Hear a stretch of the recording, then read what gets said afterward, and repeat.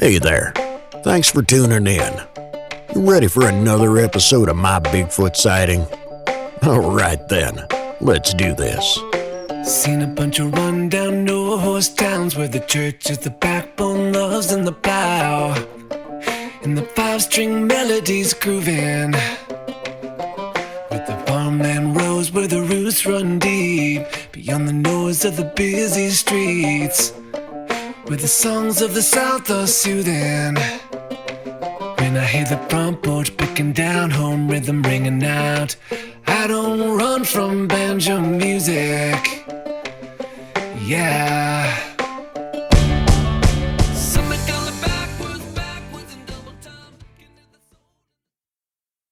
My Bigfoot sightings all happened over 35 years here in eastern Oklahoma.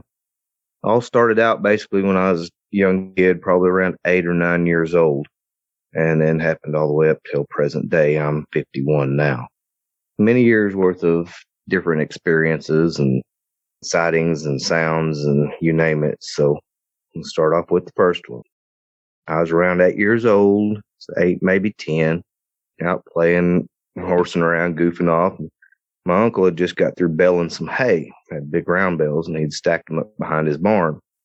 And his barn sat overlooking a 30 or 40 acre pasture, hay pasture, and on the back side of it was a roll of timber that went up to a pond dam. My cousin and I were, like I said, both the same age. He's just a few months old, or about a month older than me. We were out there playing on them hay bales, climbing around, jumping around. And all of a sudden he looks up and he sees what looks like a man. This is in the summer. I mean, they're just baling hay, so it's hot weather. It looks like a man walking across the field on the backside of that field, probably 150, 200 yards away from us. He walks up, going right along the edge of that timber, just walking. And the grass he's walking through is pretty tall, probably 2.5 foot tall. You know, it's just ready to bale it. And this person is walking up through this grass and it's hitting him about the knees. And my cousin says, well, wonder who that is and where he's going. I turn around and look, and looks like a man walking up through there, and looks like he's got on a black coat and black pants and long sleeves and all that. We can't see him. We're too far away to really see hair or anything like that, but it just looks like a guy wearing black clothing walking up through there. So he said, well, he must have on a coat or something because his head was pointed. It was almost, looks like a hood of a coat sticking up on it. So anyway, this man walks up, keeps going right along the edge of that timber, and we just kind of standing there watching him on these hay bales. And when he gets up to the pond dam, he goes into the timber and we lose him for a minute. After, 30, 40 seconds, he comes out on the other side of the pond. I guess he just went around it through the trees or something, but he comes out on the other side of it and keeps walking across. He walks up to a barbed wire fence. My uncle raised Santa Gertrudis cattle. He had a couple of them that were pretty prone to jump. So his fence was a good 5 foot tall, real tight stretched barbed wire fence. This guy walks up to it, puts his hand on the fence post and steps over the fence. Just one step over the fence. And then brought the other leg over like it wasn't nothing to it. I remember thinking, well, if that's a man, he's huge. He's got to be like 7 foot tall or bigger, to be able to just step over that fence. And then he's in my uncle's cow pasture, which is just real short grass where the cows stay all the time. He had been bulldozing some trees down and had a big brush pile that year before. And so it was growing up in sumac bushes and different things, 8, 10 foot tall. This guy walks over to that and goes in it, and we can see all around it. He never comes out. Well, after about 15, 20 minutes of us goofing off there, he never came out of that brush pile. My cousin says, well, I'm going to go get the 3-wheeler and go see who it is, go see what he's doing. So I still stand there watching on the hay bales. He goes and gets the 3-wheeler, comes around there, and I jump on it with him, and we take off down there. When we get down there, we go circles around that brush pile. There's nobody in there. We couldn't see anybody. We could see big trails going up in the brush pile. One of them was big enough that we could have walked in with no problem. All the limbs were broke, and there was a tunnel going back underneath the brush pile. And so my cousin said, well, that must be a bum or somebody, homeless guy that's living in there or something. So we didn't think too much about it. We got back on the three-wheeler and we left. And that just always stuck with me. It wasn't like a confirmed sighting or something, but just always stuck with me. Why would a guy be wearing black coat, black clothes in the middle of summer? And here in Eastern Oklahoma, it's hot. I mean, it's 95 degrees. And then go up in a brush pile. I just seemed like a real weird situation to me. So it always kind of stuck with me. I never did really think too much more about it, but just every once in a while would cross my mind. But that was kind of my first sighting. It's about all that happened there. But talked to my cousin a couple times after that, and he says he don't remember it, but who knows if he does or not. My second sighting, it was a little bit more intense, I guess you could say. My brothers and I were deer hunting and had 3 or 4 of their buddies with us. We was hunting down at Eastern Oklahoma there, probably 15 miles from the Arkansas border here in East Central Oklahoma.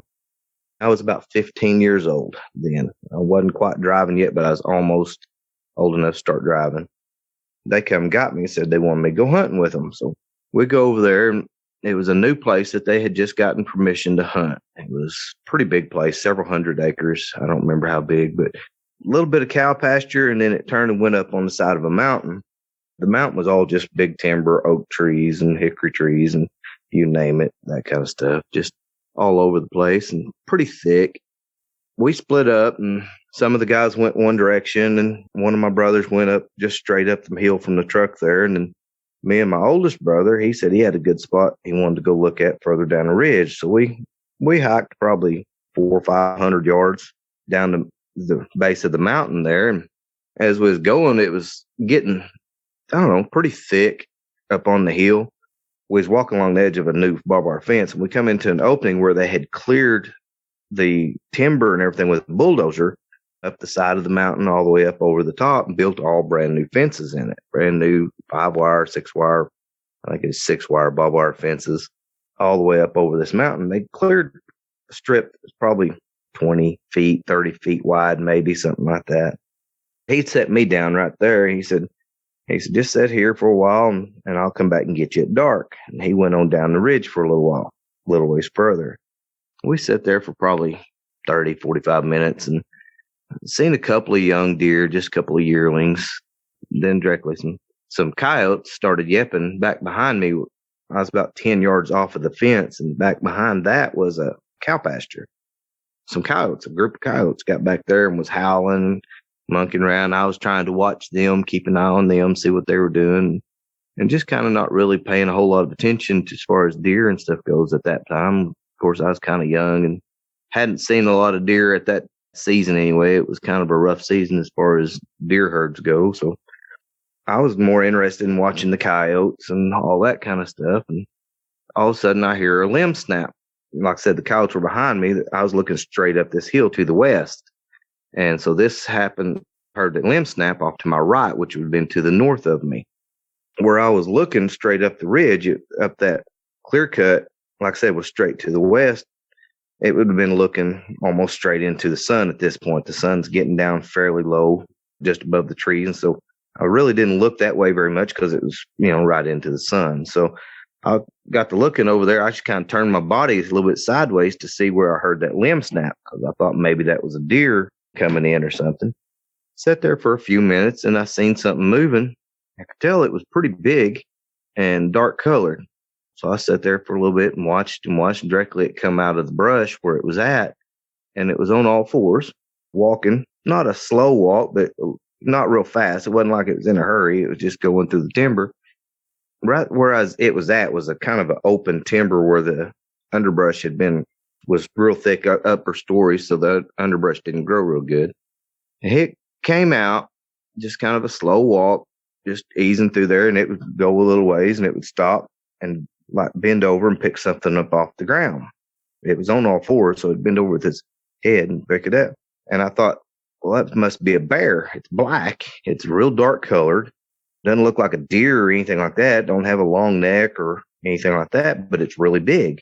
So I'm thinking, okay, it's a bear. Well, that's pretty cool, because here in Eastern Oklahoma, then we didn't have bears. They were very rare. We've got a few of them now, but back then I had never seen one. And I was very interested. I was in wildlife my whole life, so that was quite a thrill to me to get to see a bear in the wild. So I was really intensely watching it now, and it's going across this ridge up, like I said, 100, 150 yards from me, maybe kind of angling towards me a little bit. And it would go down through there, and every once in a while, it looked like it would pick something up with its front legs. I'm thinking it's a bear, so I'm thinking its front feet would pick it up and move it to its head. I thought, well, that's weird. Bears don't usually pick things up with their hands. I mean, as far as I knew about bears, they don't have hands, so it don't pick stuff up like that.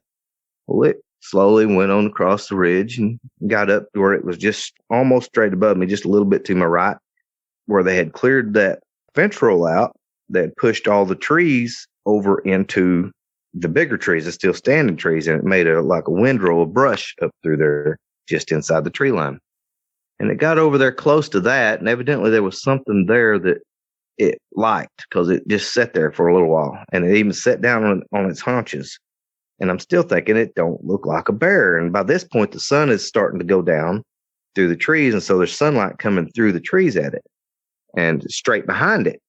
And I could see through the hair, and I could tell the back, this thing's back was flat from his shoulders to his hips was just flat. I thought, that's kind of weird. Bears are usually real humps in their back. They're not straight, flat across. Well, that's a weird looking bear. Well, it got to looking too, and it looked like it didn't have a neck. It was almost like its head was just stuck straight on its shoulders. Now it'd raise his head up and down and turn it. So he had a neck, but it wasn't a long neck like a bear has or a deer, where you've got an actual neck and then the head's out on top. It was real short. And when he'd turn its head up to look forward with it on all fours, it was almost like a 90-degree angle from its back, which I thought was real weird. And so it goes another 2 or 3 feet, 4 or 5 feet, and it hits a spot where the sunlight is really coming through the trees there. Then I could see through the hair hanging down below its belly. It had looked like 5 or 6 inch hair probably hanging down off of its belly, but it didn't have a belly. It had a real thin torso, more like a deer or something. Didn't have a belly like a bear. You know, bears are usually round and have bellies hanging down. They've got little short legs, and it just looked weird. And I thought, boy, that is a really skinny bear. That thing looks like it's about to starve to death. So I'm watching it there, and it sits there and eats whatever was on the ground, keep picking it up with his hand. It'd switch hands and picking them up and putting them in his mouth. By this point, it was about, 100 yards from me, 80 yards from me, something like that. But again, skylighting it, the sun was straight behind it. So as far as seeing detail, I couldn't really see like facial details or nothing. It was just black, shadowed out. Anyway, I sat there watching it for, 2 or 3 more minutes. And by this point, like I said, the sun's starting to get to where it's starting to go down behind the mountain. I guess there's a break in the brush pile right there. So, because it comes out to the edge of that brush pile still on all fours. And it sticks its head and shoulders and front legs, I guess you could say, out into the right of way where the bulldozer had cleared it out. And then it's wide open, straight to it, nothing in between me and it. And then the sun right behind it. And it walks out and it looks down the hill toward me, and it just sits there for a minute looking at me or toward me. And then it looks up the hill.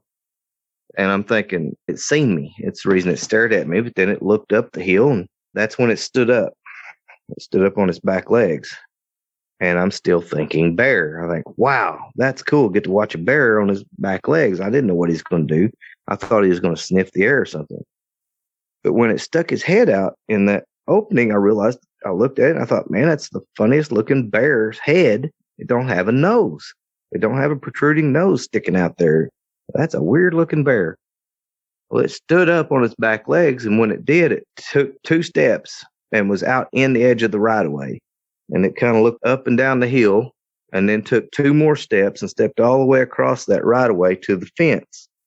When it stopped there at the fence, it reached up with its right hand, reached up in the trees and grabbed a tree limb on a big oak tree and just pulled it down and started eating the acorns off of the limb, just holding it there with its right hand. And I thought, well, that's really weird. Bears don't really walk very much, especially not graceful on their back legs. This thing looked at home on its back legs. by now. And again, the sun is facing straight at it. Here it starts eating them acorns, and I can hear them acorns popping, snapping, crack, pop, snap, while he's chewing on them. I mean, crunching, crack, crack. And I thought, well, that is really weird. Well, directly it turns loose of that limb, and then it turns its body straight towards me and takes 2 or 3 steps down the hill, but back across the right of way. So it's over on the wood side again now, and it stops at another tree, reaches up with the left hand and grabs another limb, pulls it down, and starts eating the acorns and whatever off of that one. Again, it's 80, 85 yards from me now. I'm sitting there with the 30-30. It's not like I'm scared of anything. I can pretty well defend myself. So it pulls that limb down, and it snap, pop, crack, snap. And I'm thinking, that's a weird looking bear. And by now, like I said, the sun's going down right straight behind it. And I can see through the hair when it reaches his arm out. He's got like 5 or 6 inch hair hanging down off of its arms. But I can see the torso of it. And it looks like a man, looks like a bodybuilder. I mean, just huge triceps and just big, bulky arms, huge shoulders. And its head is almost looked like the trap muscles on your neck was hooked up high up on the head, I guess you could say, because it almost was pointed at the top of the head, which I know now is like a conical head. I didn't know that at that time, but it was a conical head, and then it just sloped down. The muscles were so big on its shoulders that it just sloped down all the way to the shoulders. It would reach up and grab them limbs and pull them down and eat them, and it'd walk back across, or maybe it'd come another step or 2 towards me, and it would do it again. And I can tell it's big. I mean, it's really big. I didn't realize how big at the time, but the more I watched it, I kept thinking, okay, that's definitely not a bear. That's got to be one of my brother's friends trying to scare me. I said, it's got to be. This is too human-like. And I said, it's got to be. We had a friend we called RD. I said, it's got to be him. I said, he's the only one that's big enough that could pull that off, and he's got some kind of monkey suit or gorilla costume or something, and he's just trying to scare me. And I thought, well, that's pretty dumb. Here it is, rifle season. I'm carrying a 30-30 rifle. I said, that's pretty dumb. So I sat there and watched him for another minute or 2, and it just walked back and forth on that ridge, and it would bend over and pick something up off the ground and eat it. But it stayed right in that same little spot, about a 10 or 15 yard spot. Finally, I said, okay, that's got to be RD. That's all there is to it. So I hollered at him. I said, hey, I know who you are. And when I did, it turned around, squared up with me, and yelled so loud. It was like a real loud bark almost, but with a lot more growl to it. Just a real loud roof. And it was so loud that it vibrated in my chest. I mean, it just scared the crap out of me when he did it. I about panicked. But I said, okay, I calmed myself down. I said, no, that's just somebody. They're just messing with me. They're just doing their best to scare me. I stood up at that point and stood my rifle against the tree. And I reached down and picked up a rock about the size of a baseball, maybe a little smaller. And like I said, he's 80 yards uphill from me. Not real steep, but kind of 40 foot, 50 foot elevation above me. And like I said, 80 yards up the ridge. So I rear back and chunked that rock at him. And that was back when I played baseball. I could throw pretty good. So I threw the rock up there, and it hits the ground about 5 or 6 feet in front of it and kind of bounces right to its feet.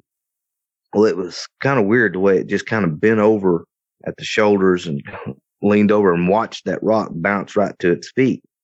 When it did, it looked up at me, took one step to the side, bent over, and picked up a rock probably the size of 2 basketballs put together, probably 80 to 100 pounds, something like that. He grabs that rock, picks it up above his head with both arms, just holds it up above his head and throws it down the hill. It comes flying down the hill. I'm sitting there watching that rock, and it hits the ground about 5 or 6 yards in front of me and bounces right to my feet. Well, man, that scared the crap out of me. I said, there ain't no way that a man could do that. No man. I don't care who they are. That spooked me. I turned and took off running. I ran about 10 yards looking over my shoulder and ran right into that brand new barbed wire fence.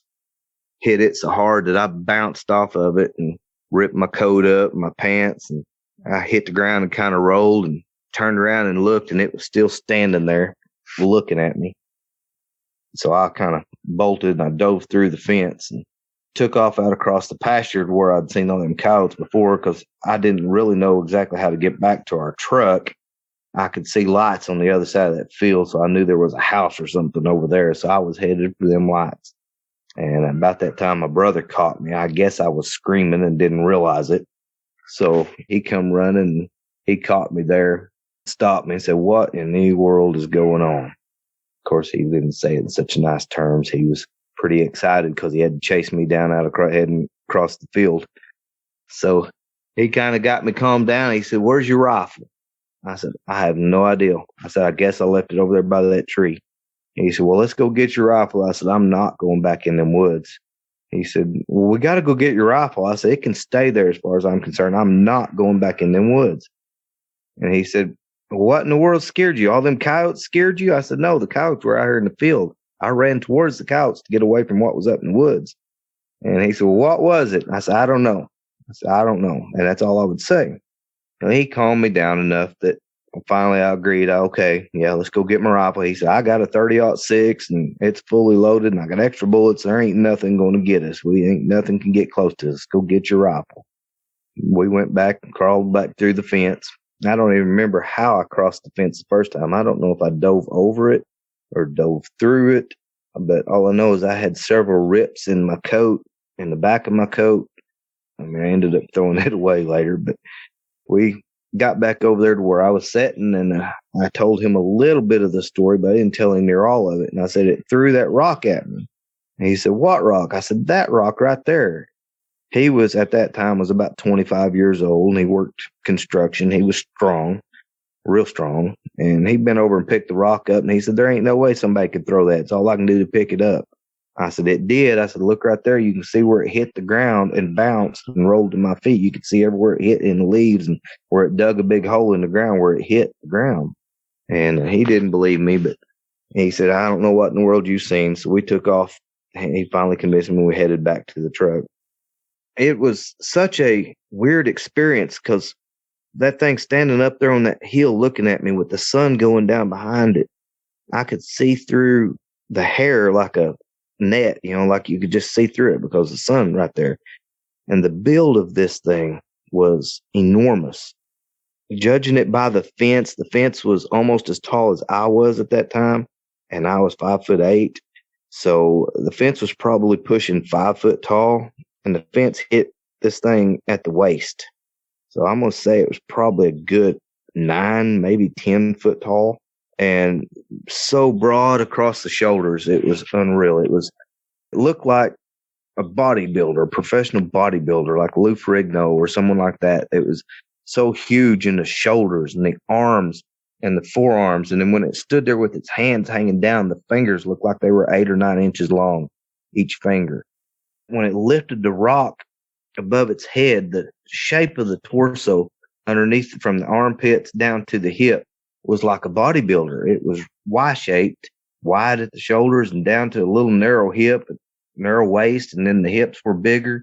And then its legs were unlike anything I've ever seen. The legs were enormous. They were short compared to the rest of his body. And I guess that's why when it was down on its hands and feet, his back was level. It wasn't like he's on his knees or like you see gorillas. When you see a lot of gorillas, their back end's lower than the front end. A person is the opposite. When we get down on our hands and knees, our legs are longer, so our butt's up in the air. This thing wasn't like that. It was level. It was perfectly level from the shoulders to the back, and it was fluid, moving the way it walked. It was just a gentle flow move, like a deer or something, except it didn't even have as much up and down in the shoulders and stuff as a deer does.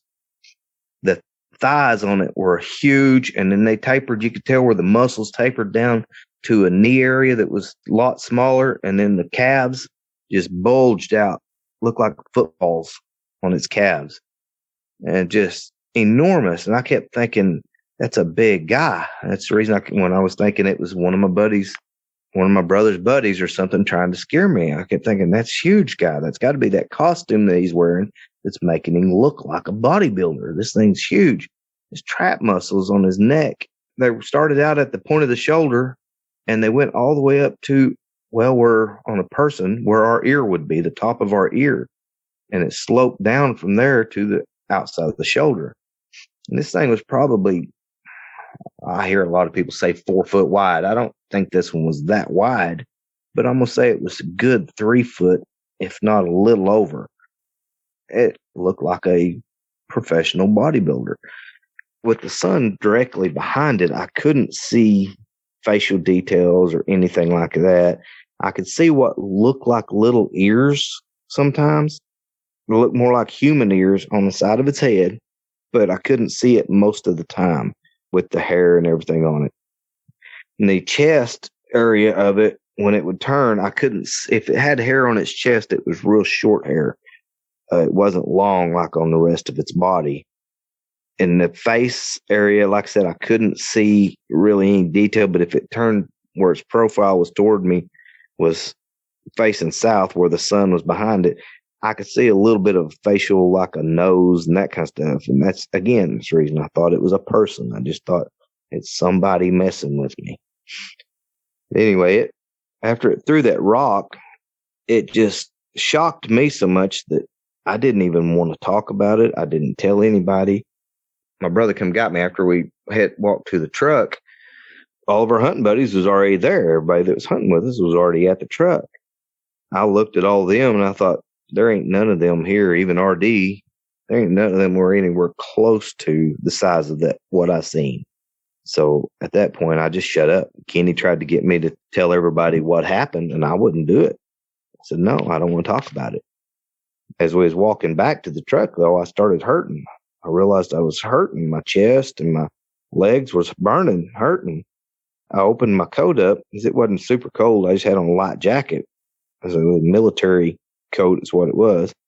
And when I opened my coat up, I had puncture holes from that barbed wire fence all the way across my chest. I had like 3 holes across my chest, 2 in my stomach, and then I had 1 in each thigh, and ripped my jeans. And then the back of that military coat was ripped. I don't know if I dove through that fence or what I done. I don't remember any of that, but I was bleeding pretty good from where I ran into the fence and bounced off of it. We went home later on that evening, and he tried to get me to tell my mom and dad what all had happened. And they tried to get me to talk about it, and I wouldn't do it. We went on there for a week or so, and finally one day we're all sitting in there. My dad was there that day. The first couple of days he wasn't there. He was still working. So dad was home, and Kenny was prodding me. He said, hey, he said, tell dad about what happened to you up there. And I said, no, I don't want to talk about it. And he said, what, something scare you or something? I said, yeah. I said, something or somebody threw a rock at me and ran me out of the woods. And my brother was laughing at me. And when my dad heard that, he said, wait a minute. He said, where did this happen? And so Kenny told him where we was at hunting that day. And he said, all right. He said, let me tell you what was a story. He said, you know why I quit coon hunting? He said, I quit coon hunting because something chased him and a buddy of his out of the woods. So that got my attention. I said, well, what happened? Basically, his story was that he'd coon hunted his whole life and had good dogs and all that. Well, him and a buddy of his went hunting on the same mountain down the ridge from where we were at. And they parked their truck there just off the road, and they turned the dogs loose. Well, the dog struck something immediately and took off after it. And they said it was running like crazy, just almost went plumb out of hearing. So they took off running too through the woods with their night lights on their heads, They decided that it'd be easier if they went up to the top of the mountain and then hit that old logging road that was up there, because they could move faster down that logging road and they could hear off the bottom to where the dogs were. So these 2 grown men, they were in their 30s, maybe early 40s, ran up to the top of that mountain and took off down that logging road. And when they got half a mile or so, 3/4 of a mile down that logging road, they could hear the dogs off the mountain fighting something. They hear them growling and snarling, and said they was really fighting something. He said, oh my God, they've caught a bobcat or something. So they took off down through the woods to try to get down there. So they heard their dogs start yelping and whining and crying, and they started getting quiet. Directly, one of them would stop, shut up, wouldn't make no noise. And then the other one, and directly it all went silent down there. Well, they went off the hill trying to find it and figure out what happened. And when he come back, got down there, they couldn't find nothing. And they couldn't tell exactly where it was, but the dogs was quiet. They didn't hear anything. So they turned around, came back up the mountain, got back on that road, and headed back to the truck. Said, well, something's happened. The dogs have run back to the truck. He would put a coat down on the ground, and that way if he couldn't find his dogs at night, the dogs knew to go back to that coat, and they would be laying there the next day, or whenever they got back to the truck. So they headed back to the truck. When they started down that logging road, said they started hearing something parallel them out in the woods there, and said it would walk a little ways and stop. When they would stop, it would take 2 or 3 more steps, and then it would stop. And then they would walk 20, 30 yards and stop, and it would take 2 or 3 more steps than them and stop. And they stayed just right out in the woods, kind of a little bit behind them, but just right straight to the north of them. They ended up, got spooked, and they took off running, and they ran back down through the woods, and they could hear it running behind them, following them, and which that spooked them even more. So they just ran all the way to the truck. When they got to the truck, 2 of their 5 dogs were hiding underneath the truck. They dropped the tailgate, and one of them that never loaded before, they always had to pick it up. He said it bailed up on that tailgate so fast that the other one couldn't. Said it was crippled. It was bleeding. So it had been tore up pretty good. Said that, man, it looked like it'd been fighting a mountain lion. But anyway, it was tore up pretty good. And they put the dogs in the toolbox. And when they shut the tailgate, said something woofed at them out in the woods, just right out there. So just kind of a real low woof. And so they stopped and they sat there and said whatever had followed them off that mountain was still out there in the woods, and it was pacing back and forth. And they could hear it like a real low-pitched growl every once in a while, just "Rrr, rrr." And it did that back and forth. He said he was walking about a 30-yard area right there. So at that point, it got me relaxed enough to go ahead and tell him the rest of my story of what happened and everything. And it got my brother's attention because they've hunted up on that mountain also. They quit giving me a hard time about it. So it was a little easier for me to talk about it now and then after that, but I still don't tell a lot of people because everybody looks at me like I'm crazy. But I know what I saw. I know it was not human. It was definitely way too big and way too powerful to be a human. What else could it have been? The third encounter wasn't near as exciting. It was kind of exciting, but it wasn't nothing like that. I lived right there not too far from my mom's house, which again is still just about a mile as a crow flies from that same mountain where me and my dad both had those encounters. I was out there working. I had a shop. I was self-employed back then, and I'd work all kinds of nights and whatever. Just when it felt like working. I wasn't married or anything at the time. I didn't have my boys with me. They were with their mom most of the time. So one night, it's about 10:30, 11 o'clock. I've got a big old dog. He's half greyhound, half German shepherd. Big old dog. He was laying in the shop floor with me. Well, directly, he went to wolfing and growling and jumped up and run out the door. I run out there with him to see what he's after. I thought maybe there was a coyote or something in the yard because he would get after coyotes pretty often. He'd chase them things. If they could ever get them to big enough straightaway, he could catch them. But anyway, he would chase them. When I ran out the door, he was just standing there looking out in the woods, growling. And we had a pole light on our pole right there where you could see about 15 or 20 yards out in the woods. But after that, it was just pitch black, so you couldn't see nothing. Well, I could hear something out there. And the way he was growling, I thought that's probably a coyote. So I sicked him on it. I said, skid it. And he took off, bolted out in the woods. And as soon as he got out of the lighted area, got into the dark area, I hear a loud growl, just real loud. Roar! And boy, he went to yelping and screaming, and he turned and come barreling back up out of the woods. And this is a big dog. I mean, he's 110 pounds, big stout dog. And he comes barreling back up out of the woods, and he runs over and gets behind me and stands there looking around me, growling down in the woods. And I thought, okay, that sounded like maybe a bear or something. I can't imagine what it was. It didn't really sound like a bear, but it was a real low-pitched, deep growl. And so I ran in the house real quick, and I grabbed my spotlight and my shotgun. So I come back out the door, and I shine the light down there, and I never could see anything. But I could hear it walking down in the thicket, in the real thick areas. I could hear it walking around. And it was just pacing back and forth, back and forth. but it never would come out of the real thick stuff to where I could see it, and I never could see no eyes shining or anything. Every once in a while, I'd see a movement or something. Finally, it turned around and walked off down through the woods, and so I thought, well, that was probably a bear. That's the only thing I can imagine. This was just like 7, 8 years ago, and we're starting to get a few bears around this area now. I was probably 40 years old at the time, so probably 10 years ago. I went on there for another day or two, and he did the same thing again, except this time he wouldn't run out in the woods. When he started growling and run out the door, he just stood there, and I tried to stick him on it, and he would run and get behind me. He would not go out in the woods again. So I'd grab my spotlight, and I'd go to shining, the same thing. It would get down there in that thicket area, and it would just pace back and forth in that thicket where I couldn't see nothing. But both times, it had come up into an open area where I had cleaned out all the trees and timber, and it was just a real open, just some big oak trees, and we'd have picnic tables and stuff sit out there, and we had Easter out there a couple times and that kind of stuff. So it was real nice and clean, and just on the right side of that, which had been to the south, was the thick timber. The third night, I thought, all right, I'm going to sit out there. It's come 2 nights in a row. I'm going to sit out there again tonight and see if it comes again. So I just set my lawn chair out there in the yard, and I sat down in it with my shotgun and my spotlight. I thought, I'm going to see what it is. So we sat there for a little while, and directly my dog, he was laying beside me, perked his ears up and looked out in the woods and just started doing that real low growl. And he got up and got behind me, was looking through the legs of the chair, looking out in the woods. And I thought, all right, here it comes. So I got my spotlight and everything and got ready. And I waited till it got about 10 or 12 yards out in that real open timber where I knew when I hit it with the spotlight, I'd be able to see it.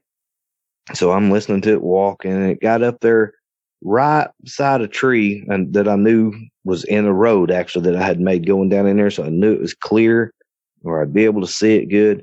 And I flipped my spotlight on, and when I did, this thing was standing there facing me, looking straight at me. And just as I hit my light, I got to see it for just a split second, and it dropped down on all fours and took off again, run out in the thicket. Well, when it did, I jumped up and run out there because, I could tell it was something big.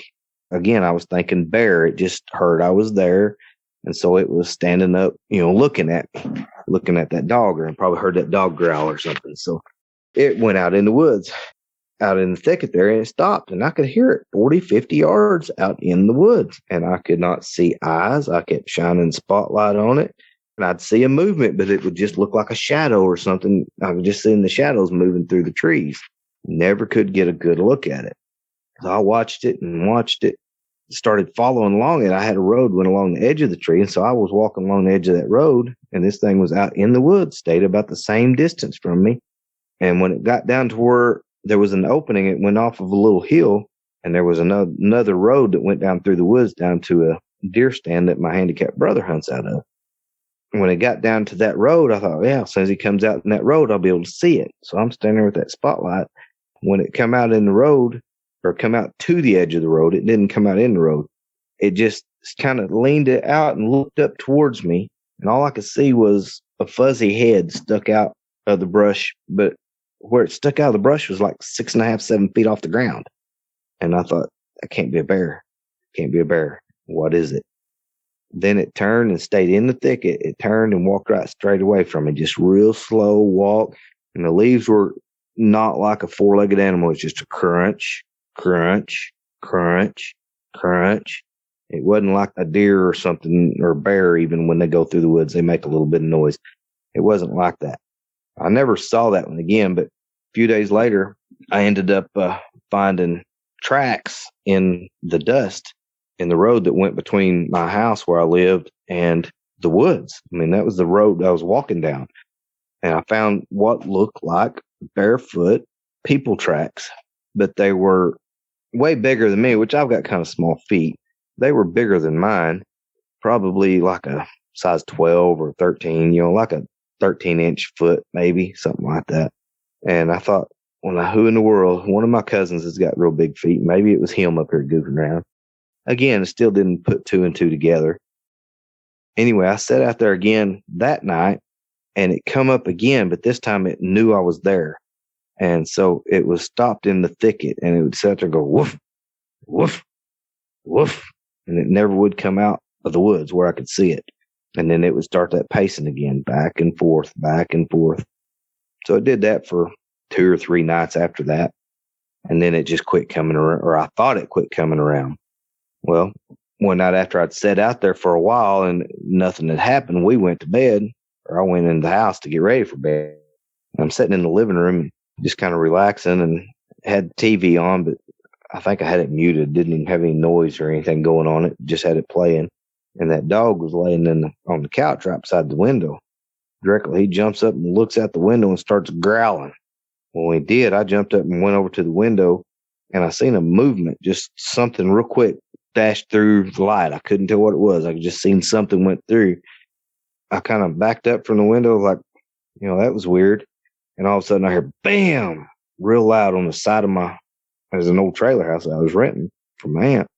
I heard bam, hit the side of that trailer house. I thought, well, no, that was weird. And bam, it did it again. And so at that time, I'm thinking somebody is out here beating on the side of that trailer with a baseball bat. That's what it sounded like. So I grab a pistol and out the door I go. When I go out the door, there's nothing out there. Nobody. And I go all the way around my trailer. I'm thinking somebody is out there. So I come back in the house and I get a brighter flashlight and I go back out there and there's 2 tree limbs. Something had thrown 2 tree limbs at me and hit the side of that trailer house about halfway between the window and the door where I went out. Put a big old dent in the trailer house and everything. Anyway, that was about the last deal of that. I kept thinking on those trees. I told my brothers about those limbs, and he said, well, they just fell off a tree, but there's no trees there. The trailer house is sitting about 30 yards out of the woods. It couldn't have been that. It had to have been thrown. They was giving me a hard time, so I thought maybe they were screwing with me or I'd told them something. They were just trying to scare me or whatever, but no, I don't think it was now. I mean, I'm pretty positive of what I've seen and the things that happened, listening to so many different other people's stories. I'm pretty positive of what it was. As far as sightings, that's really all the sightings I've had. I've had other different kinds of sightings, ghosts and that kind of stuff. But as far as Bigfoot, that's the only ones I've had as far as sightings. But over the years, I've lived in some real rough country. I lived up north of the town there. I was about 20 miles out in the middle of nowhere. It took me 45 minutes to get into town from where I was at. I was living in a little old log cabin, or a little cabin, off-grid cabin. I didn't have running water and that kind of stuff. And I lived there for 2 years. I mean, it's way out there. And I would have weird things happen there. Like I would have chickens disappear. Wouldn't be no feathers or anything. Like when a coyote or something kills a chicken, there's usually feathers and stuff around. They just disappear and wouldn't be nothing.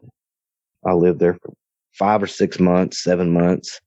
And all of a sudden I'd go out there to my chicken pen. I had a big chicken pen. I used to let my chickens run free range up there. And, but they had nest boxes in there and I'd lock them up a lot of times at night so they would lay their eggs in the nest boxes. Well, I would go out there and there wouldn't be no eggs. I mean, none. And I had 30 something chickens and laying hens and there wouldn't be no eggs. I'd go out there and next day there might be 1 or 2. I said, I know these dang chickens didn't just all quit laying all of a sudden. What in the world? So I went to hunting for snakes. I thought, okay, there's got to be a snake out there. And so I would go out there and at night and look with the spotlight and everything else, try to find some kind of predator. Thought, okay, coons are getting them. Raccoons are getting in there and getting my eggs. So I set raccoon traps around different places. Nothing. Didn't catch anything. Didn't catch no possums. Nothing. Went on there for another, 2 weeks or so and not getting hardly any eggs. And I went from getting 30 eggs a day to maybe 1 or 2. And then all of a sudden, like I said, a chicken would disappear or 2 or 3 chickens would disappear. I had some rabbits then too. I raised and butchered rabbits. Something would get in, open my rabbit cages. Never killed any of my rabbits, would just open the cages. And I thought, well, I might leave one open on accident, but I don't leave 3 or 4 rabbit cages open. I'd go out there and I'd make sure I shut them all up at night. And I'd go out there the next day and there'd be a couple of rabbit cages open. And the rabbits would be loose out running around the ground. I'd have to chase them down and catch them. And still the eggs were disappearing. Still had raccoon traps set and not catching anything. Finally, one day, thought, oh, there's got to be something around here. So I go walking the fence row around about 40, 50 yards behind my barn where my chicken coop was. And I'm thinking, I'm going to walk this fence row and just see if I can tell where something, it was a good web wire fence for goats and stuff. See if I can tell where something is climbing over it or coming under it or whatever. I walk along there and looking at the ground, thinking something is dug under this fence. And directly I see black hair, about 5 inches long. It had a web wire fence, and then above it was a barbed wire. Well, it was like 5 inch long hair hanging off of this barbed wire. I thought, well, that's weird. My horses are red. I had a llama at the time. I had several pigs, but they were little short pigs. They run loose in there. None of the goats that had been up there were black. So I kept thinking, okay, it's got to be a bear. Weird that a bear would just come in and steal my eggs, but it's got to be what it is. I mean, bears climbing over the fence and coming and stealing my eggs. I would have thought a bear would have got the chickens or just ate the eggs there. And that was another thing. I was never finding any egg shells, like something was eating them right there. So I climbed over the fence right there and went over on my neighbor's property a little bit there just to see if I could tell for sure, find a track or whatever it was. And I ease up in the woods there, and there's a pile of eggshells. Looked like a person had been coming in there and stealing my eggshells, my eggs out of my barn, taking them back over the fence, carrying them up there and cracking them open and eating them. And they were cracked open like a person would. Just I could beat it on that rock. You could tell some of them were beat harder and were busted all over in little pieces, but whatever. But there was a pile of eggshells there. It looked like probably 100 or 150 eggs right there where something had been carrying them up there, cracking them open and eating them right there. And this was about 10 or 12 yards back in the woods from my fence in a little thicket area where I couldn't see them from my property. So I went and talked to my neighbors. I said, hey, have you seen anything strange around here? Had anything happen? Because he had chickens too, the one that owned that property. And he said, yeah, something's been stealing my eggs. I said, really? He said, yeah. He said, I went from getting 15 or 20 eggs a day to not getting any. I said, well, that's with me. I said, how long ago? And he said, about 3 months ago. I said, yeah, that's the same with me. About the same time I did. And so I decided whatever it was getting my eggs had to be getting his too. But they're just so weird that it carried them out in the woods and ate them. And I just can't imagine a bear or a raccoon or anything like that doing that. And so I never found any tracks or anything to tell me for sure what that was. But what else could it have been? Had been somebody, but they ain't somebody going to go out there and eat that many raw eggs. I had several other strange things like that happen, just weird noises and different things. Something beating on slap the side of my house a couple nights. My old cabin that I lived in. Did that a couple of times, but nothing else major there. And then we moved to this house we're living in now. My girlfriend moved in with me, and we moved into this house. We got quite a bit of public hunting ground right around us here, and we do a lot of hunting, deer hunting. We eat a lot of wild game. She's had some health issues in the past and different things, and so a lot of town bought meats and stuff really upset her stomach. And I've just always been one that I like to be self-sufficient, so we try to put 5 or 6 deer in the freezer every year. So we do a lot of hunting. She started coming in telling me about noises that she was hearing. I said, what kind of noises? She said, well, I heard a loud growl or a loud hoot, or I had this big roar. I was working more at that time later than she was, so I hadn't had a chance to go hunting. But finally I did. I got a chance to go, and she went down off in front of the house, and I went over to the south side of the house, a couple 100 yards, 300 yards from the house here. I'm sitting there in the house or sitting there in a little hunting blind I built for my son. She's down off the hill from me. Well, directly I hear a whistle, and it's just a real perfect little whistle. And I thought it was her. I thought, well, maybe she's lost or something. She's looking for me, but I couldn't imagine she being lost. She's pretty good in the woods. Directly I heard it again, and it was off closer to her. And then directly I heard it again over by me. And deer come barreling up through the woods from down where I'd heard the whistle, come barreling up through the woods. And not much after the deer come running through is just a couple does. They come running through. I hear a a loud kind of almost like a fake owl sound. Kind of like an owl, but not really, just kind of a woo, but it didn't really sound like an owl at all. It was just a weird sound. Anyway, didn't hear nothing else for a while. That was right as it's starting to get dark. Sun had already gone down. It's starting to get dark. So I sat there till it got dark, and I climbed out of my little blind and started to head back to the house. And I hear the roar on top of the mountain, sounded like it was 300 or 400 yards the other side of our house up on the hill. And it was a real long, loud, just roar, just real long, stretched out long. And it was deep. She come back up to the house. She said, "Did you hear that roar? Did you hear that?" And I said, "Yeah." She said, "I had something whistling at me and throwing rocks at me." I said, "What?" She said, "There was something, it sounded like it was throwing stuff at me. I could hear stuff coming through the trees." Anyway, we went on there for a while, and we just kept having little things like that happen. Just hear a hoop every once in a while, or a whistle, or just weird things. So anyway, after about 6-8 months of that, maybe a year, I guess it's probably the next year because it was the next fall.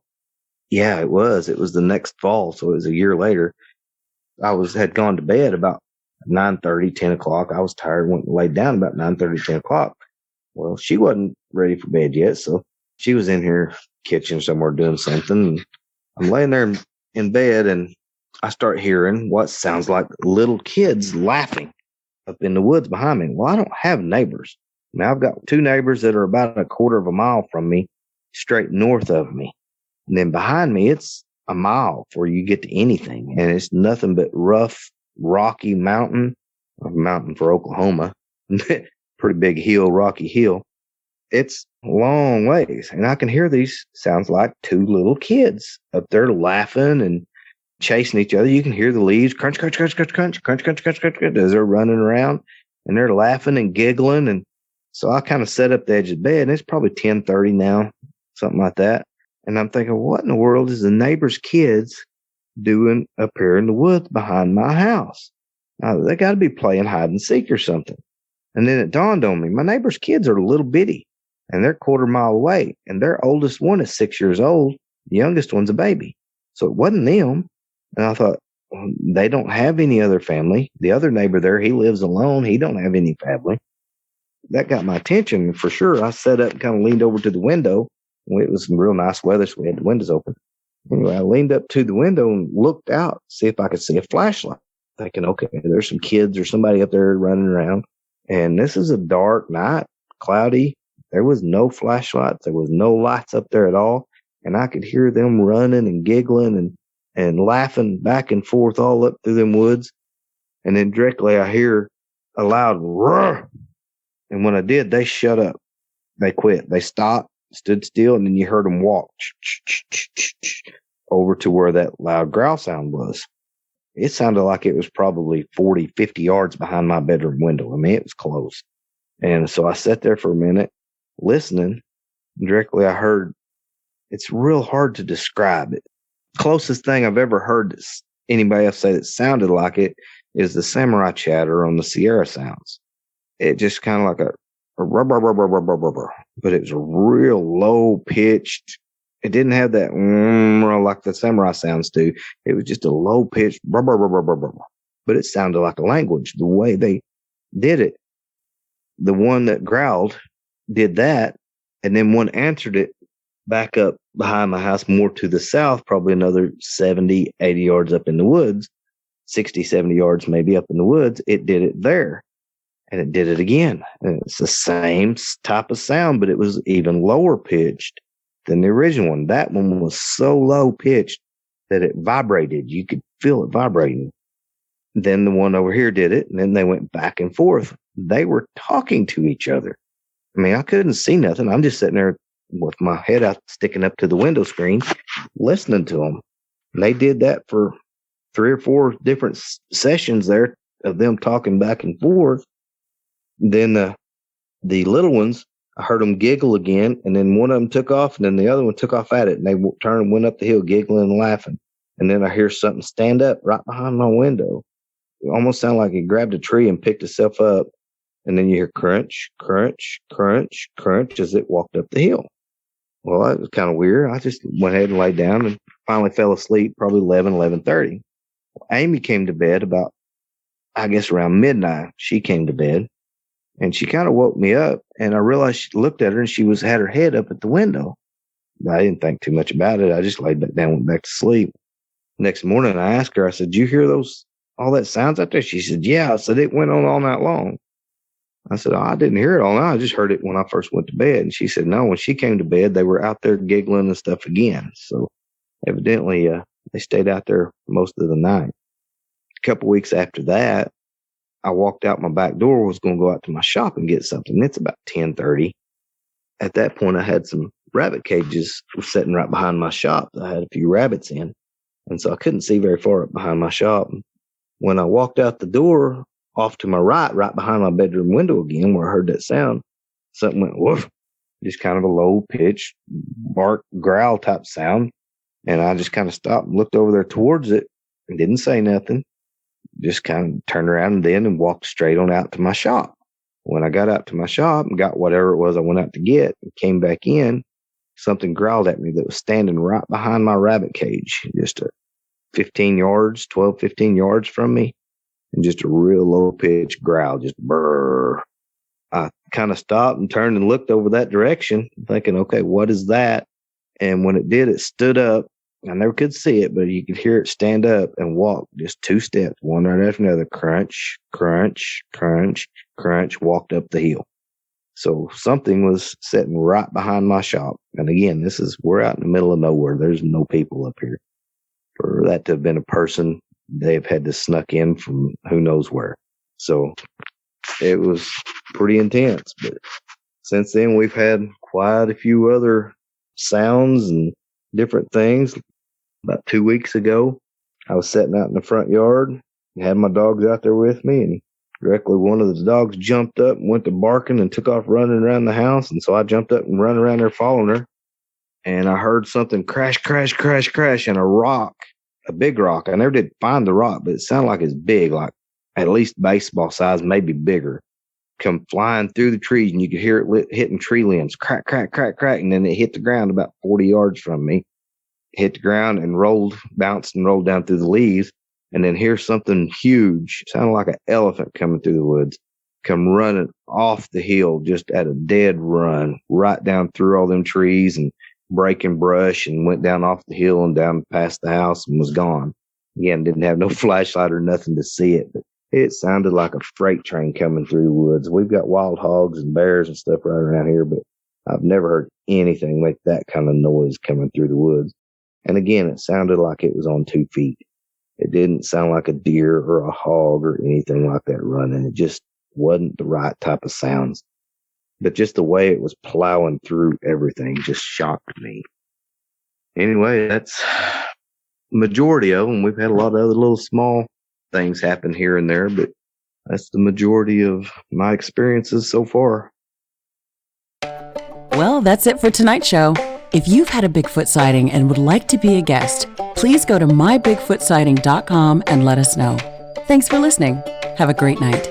Seen a bunch of rundown, no-horse towns where the church is the backbone, loves and the plow, and the 5-string melodies grooving, with the farmland rows where the roots run deep, beyond the noise of the busy streets, where the songs of the South are soothing. When I hear the front porch picking down, home rhythm ringing out, I don't run from banjo music. Yeah, the sound of a memory brings me back to the bluegrass playing on my dad's 8-track. It's pick 'em and it been through it, getting through the day on Scruggs and Skags, booking bales to those Tennessee jams. There's no other way that I do it. When I hear the front porch picking down, home rhythm ringing out, I don't run from banjo music. Yeah. Something calling backwards and double time, getting to the soul and the drumming on Kentucky style. Those are the anthems drumming out, country boy living. When I hear the front porch picking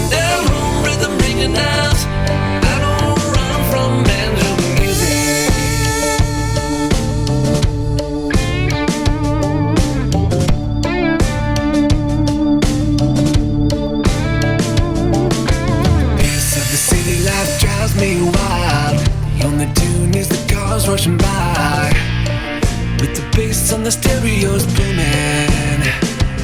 When I hear the front porch picking down, home rhythm ringing out. I don't run from banjo music. Yeah. Something going backwards, backwards in double time. Getting in the soul and the tremolo Kentucky style. Those are the anthems drumming out, country boy living. When I hear the front porch picking down, home rhythm ringing out. I don't run from banjo music.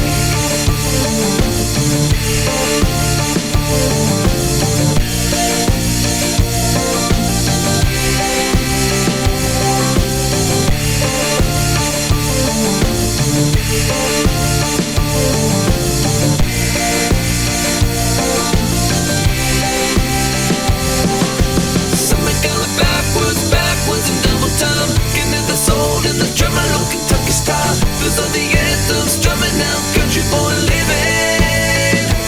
When I hear the front porch picking down, home rhythm, fried chicken, porch swing, mama's best sweet tea kind of sound.